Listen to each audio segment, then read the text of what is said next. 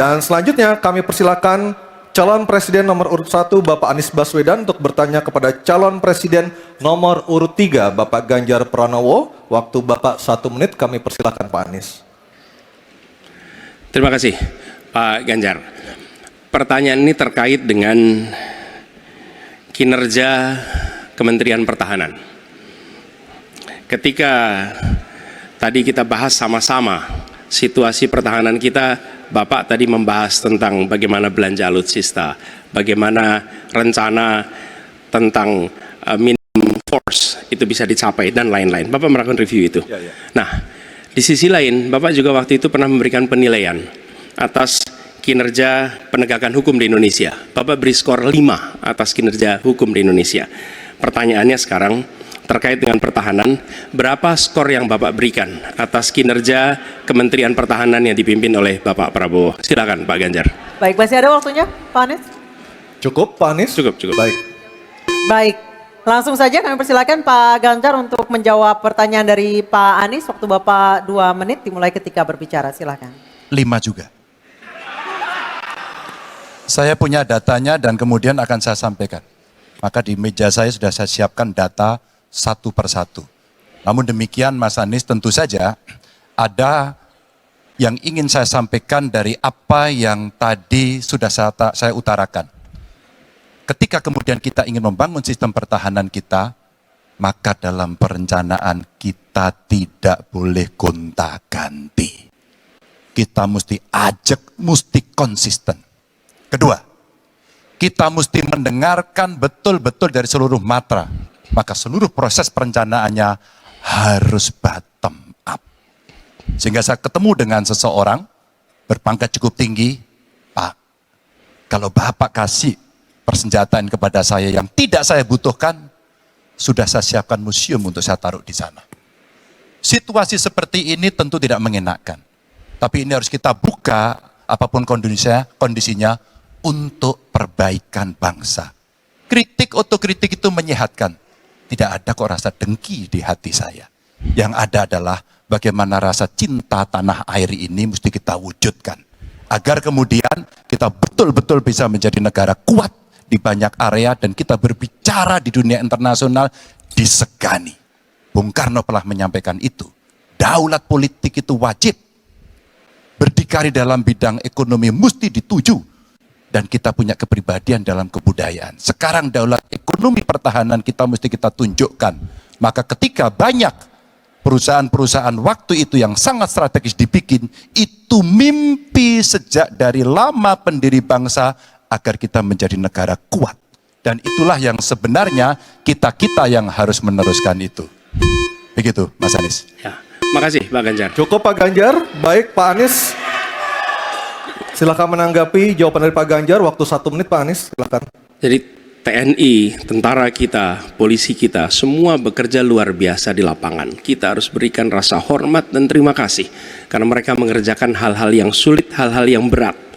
Tapi sisi kebijakan menurut saya lebih parah. Kenapa? Di era Pak SBY, kenaikan gaji terjadi 9 kali. Selama era ini hanya bernaik gaji 3 kali dan akan naik nanti tahun depan. Karena menjelang pemilu mungkin naik gajinya. Tapi di sisi lain, kesejahteraannya tidak dipikirkan dengan serius. Tukin hanya 80%. Lihat Kementerian Keuangan, lihat Kementerian PUPR. Menteri-menterinya mengusahakan peningkatan tukin di mereka. Lalu kita lihat tadi alutsista yang bekas, yang itu resikonya adalah keselamatan dari TNI kita. Mereka bekerja keras menjaga setiap jengkal tanah Republik ini. Tetapi mereka tidak didukung dengan policy. Karena itu menurut saya skornya justru di bawah 5 Mas Ganjar. Kalau 5 itu ketinggian Pak Ganjar. Terima kasih Pak Ganjar. Baik, waktu habis Pak Anies. Pak Ganjar silakan jawab pertanyaan dari Pak Anies. Waktu Bapak 1 menit. Silakan Pak Ganjar. Mas Anies gak usah takut. Disebut aja angkanya berapa gitu loh. Kayak saya gitu loh. Jangan di bawah 5, sebut aja berapa. 11 Mas. Dari 100. Oke.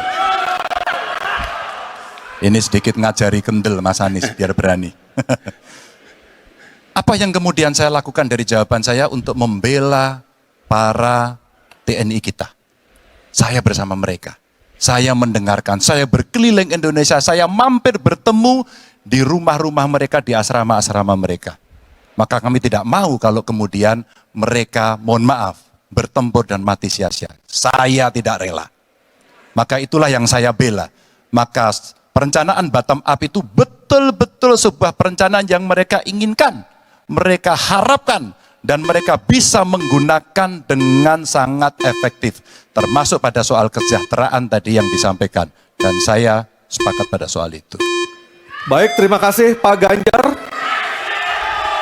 Mohon tenang, mohon tertib Bapak dan Ibu sekalian. Kita akan lanjutkan. Kami persilahkan kepada Capres nomor 2 Pak Prabowo untuk bertanya kepada Capres nomor 1 Bapak Anies Baswedan. Waktunya 1 menit Pak Prabowo, kami persilahkan. Saya cukup kaget karena beberapa hari yang lalu calon wakil presiden Bapak menyampaikan bahwa negara kita tidak dalam keadaan perang, sehingga untuk apa kita harus beli alat-alat perang. Tapi hari ini Bapak mengatakan Bapak setuju dengan kenaikan anggaran 1-2%. Jadi itu saya minta ketegasan. Yang kedua, ya sekali lagi data-data yang Bapak pegang adalah keliru, dan juga Pak Ganjar tadi juga banyak kelirunya. Saya sangat transparan, dan semua partai yang mengusung Bapak Profesor Anies mendukung APBN, berarti mendukung program saya, termasuk PDIP di Komisi 1. Waktu habis Baik, Pak Prabowo. Baik, Pak Anies silakan untuk menjawab pertanyaan Pak Prabowo. Waktu Anda 2 menit. Silakan. Ya, jadi kita butuh pertahanan yang sesuai dengan ancaman nyata yang ada di depan kita. Ancaman ini dirasakan oleh siapa? Dirasakan bukan saja di dalam batas-batas teritorial, tapi juga di keluarga. Bagaimana ancaman atas penipuan online, bagaimana ancaman atas peretasan, bagaimana ancaman atas judi online, bagaimana ancaman-ancaman terorisme. Itu semua membutuhkan perhatian. Jadi bukan memutuskan untuk belanja alutsista berdasarkan selera dan berdasarkan preferensi masa lalu, tapi justru harus mencerminkan kebutuhan masa depan. Inilah yang menurut kami penting. Ya, anggarannya perlu kita tingkatkan, tapi jangan keliru, ancamannya juga mengalami pergeseran. Jadi itulah sebabnya mengapa kita melihat perlunya ada strategi yang baik. Supaya apa?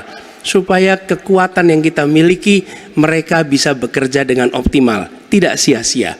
Lalu Pak Prabowo yang saya hormati, ini bukan soal pribadi, ini soal negara, ini soal policy. Penjelasannya ya di tempat ini, bukan di ruang-ruang tertutup yang tidak diketahui oleh publik. Justru kalau Bapak ketahui datanya salah, tunjukkan di tempat ini sehingga publik bisa mengetahui, bukan dalam pertemuan-pertemuan lain yang tidak jelas dari mana kita bisa menilai akurasinya. Jadi menurut hemat kami, bila ada di antara kami yang faktanya keliru, Bapak tunjukkan. Tapi kalau Bapak tidak menunjukkan, berarti memang faktanya benar. Itulah kenyataan yang ada di lapangan. Dan ini juga yang selalu kami gunakan. Kami gunakan fakta-fakta itu. Itulah sebabnya, Pak, kami melihat penting sekali untuk kita tenang, dingin, jangan emosional dalam menghadapi persoalan-persoalan kenegaraan, dalam menghadapi persoalan-persoalan pertahanan. Demikian jawaban kami. Terima kasih. Baik, terima kasih Pak Anies. Oke, tenang dulu. Tenang dulu. Mohon tenang Bapak dan Ibu. Mohon tenang supaya kita bisa mendapatkan intisari dari jawaban maupun pertanyaan dari ketiga capres kita ini. Dan kami persilakan Pak Prabowo untuk menanggapi Pak Anies dalam waktu 1 menit, Pak. Kami persilakan Pak Prabowo. Pak Anies, saya tidak bicara tertutup, saya bicara di Dewan Perwakilan Rakyat Komisi 1, di mana semua partai yang mengusung Bapak hadir dan menyetujui yang saya ajukan. Jadi, dan juga sekarang waktunya nggak ada, jadi saya mengundang kita bicara terbuka. Terbuka, silakan. Tapi saya ingatkan, Bapak cinta atau tidak dengan negara ini? Masa kita mau buka semua kekurangan kita, semua masalah kita buka di depan umum? Apakah itu pantas? Di negara yang baik, di negara maju, masalah rahasia ada, Profesor. Jadi bohong, saya tidak minta tertutup. Saya terbuka, Komisi DPR terbuka. Baik, waktunya habis. Semua partai ikut. Waktu habis Pak Prabowo, waktu habis. Kami persilakan Pak. Mohon tenang. Tenang Hadirin, dulu, mohon tenang dulu, kita lanjutkan. Supaya pemirsa di rumah juga bisa mendapatkan intisari dari acara kita malam hari ini. Mohon tenang, mohon tenang. Silakan Pak Anies untuk memberikan tanggapan atas pernyataan Pak Prabowo. Waktu Bapak 1 menit. Tidak ada yang perlu dirahasiakan. Bapak Presiden menyampaikan, Bapak punya lahan lebih dari 340.000 hektar, sementara TNI kita, prajurit kita, selebih dari separuh tidak punya rumah dinas. Itu fakta, tidak perlu dibicarakan secara tertutup. Itu kekurangan yang harus kita perbaiki. Dan ketika tadi Bapak mengatakan, Bapak akan meningkatkan kesejahteraan. Pak, Bapak ini sudah Menhan selama 4 tahun, hampir 5 tahun, bukan calon Menhan. Jadi harusnya menunjukkan inilah yang sudah saya kerjakan, bukan mengatakan apa yang akan dilakukan. Nah, saya menyampaikan bila saya ditugasi maka kenaikan gaji dilakukan tiap tahun. Maka perumahan prajurit TNI dipastikan dibangun sehingga mereka tidak perlu ngekos, tidak perlu mereka sewa, dan mereka bisa tenang. Mereka diminta mempertahankan setiap jengkal, tapi kita tidak memberikan tempat tinggal bagi mereka berdinas. Itu tidak benar, itu harus dikoreksi. Baik, waktu habis. Terima kasih Pak Anies. Mohon tenang Bapak dan Ibu, mohon tenang, mohon tenang, mohon tenang. Tenang dulu yuk Mohon supaya kita tenang, bisa Bapak dan lanjutkan Ibu. acaranya. Mohon tenang dulu. Mohon tenang menjaga ketertiban. Kita berikan hak yang sama kepada 3 capres kita. Mohon tenang, mohon tenang.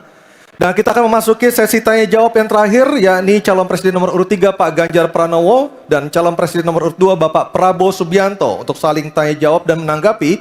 Dan kami silakan Pak Ganjar untuk bertanya kepada Pak Prabowo. Waktu Anda 1 menit. Silakan Pak Ganjar. Terima kasih. Pak Prabowo, saya senang sekali Bapak memantik saya, data saya tidak benar. Silakan bantah data saya hari ini, Pak. Dan saya izinkan kalau ada staf mau bantu, silakan berdiri di sebelahnya. Izinkan. Pak, Global Peace Index kita menurut sumber Institute for Economic and Peace kita turun, Pak. Kalau mau diklosa boleh. Silakan. Saya bawakan ini dari rumah. Mari kita bicara data yang benar. Global Militarization Index kita, sumbernya Bonn International Center for Conflict Studies, turun. Semua skornya ada. Kapabilitas militer kita, ini dari Law Institute Asia Power Index, turun. Proporsi anggaran pertahanan kita, sumbernya IISS Military Balance Plus, turun. Pak Prabowo, saya mau bertanya kepada Bapak, termasuk kemudian capaian MEF kita hanya 65,49% dari target 79%. Mengapa terjadi penurunan dan apa solusinya? Waktunya habis. Pak Prabowo silakan untuk menjawab pertanyaan dari Pak Ganjar. Waktu Bapak 2 menit, silakan. Jadi Pak Ganjar, saya sudah buat rencana, tetapi yang menentukan termasuk Menteri Keuangan. Dan masalah yang kita hadapi, tolong ya, saya memang sudah jadi Menteri Pertahanan 4 tahun, tetapi kita diganggu oleh COVID 2 tahun, di mana terjadi refocusing. Jadi banyak yang kita ajukan tidak disetujui oleh Menteri Keuangan. Jadi sebagai seorang menteri, sebagai seorang team player, saya harus loyal. Jadi ya saya tidak banyak bicara di depan umum ya. Tapi data-data yang Bapak ungkapkan masalah pesawat bekas ya, saya ingatkan Bung Karno waktu menghadapi Irian Barat, seluruh alatnya bekas. Pak Ganjar, Bung Karno seluruh pesawat terbang, kapal selam, cruiser, destroyer, semuanya bekas ya.